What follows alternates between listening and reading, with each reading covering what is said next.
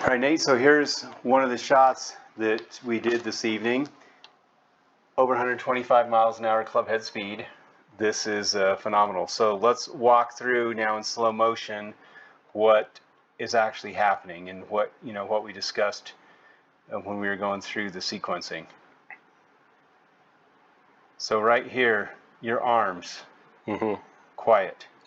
Yep, very relaxed, quiet, trying to maintain the structure at setup as I begin my body rotation. The arms just kind of stay as much on the swing plane as possible with the club face square to the target.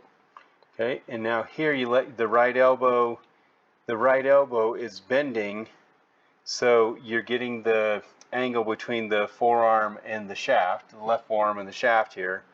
But we talked before about extension of the right side. So if I look over here on your right side, that you really take that shoulder back away from the hip. Oh yeah, feels like I'm standing tall.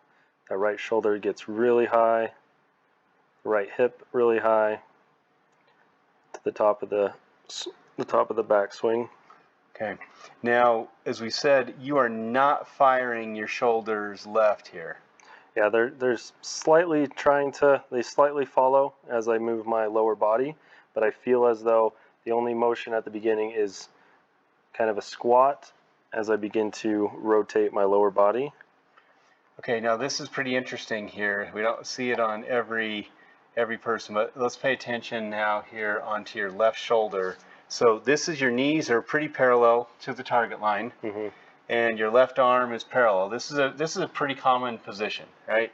So I think what I heard you say is from your hands at the high point to right here, that's not go left as hard as you can. That's, I think you said soft hands, letting it drop. Okay. If we go back here at the beginning, you'll see that the right elbow is much higher than the left elbow, and through this sequence, the right elbow has become way lower than the left elbow as you've gotten to this point. Okay, so is this where you feel like you really fire?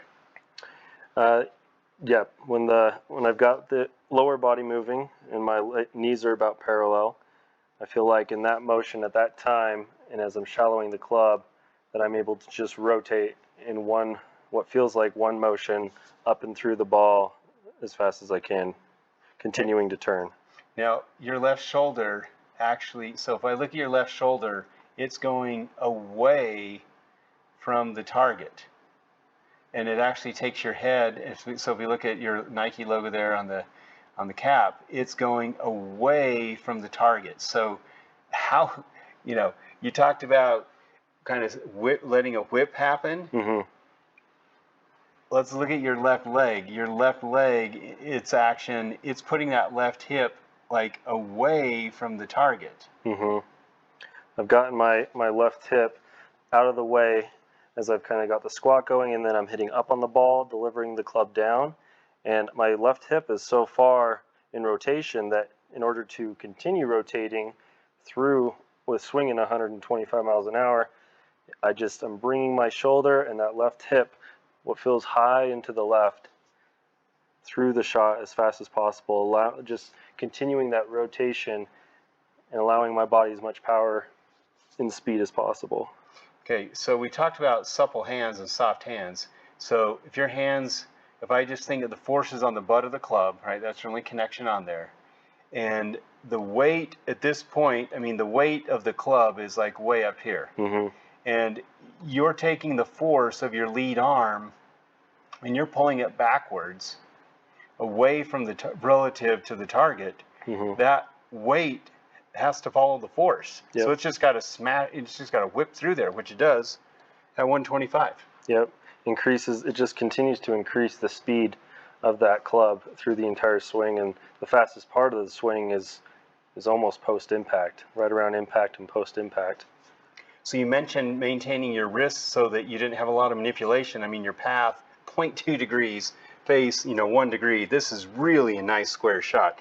342-yard carry, and it's only 25 feet off the line. That's very, very little curve for a drive. I'll take it. Yeah. I think anybody would take that, all day long. So as I look at your right wrist here, you mentioned you keep it really soft and extended. If we look on here on the down the line view, very soft, very extended. The left hand is being pulled away from the target, and that just whips that weight of the club then up and left.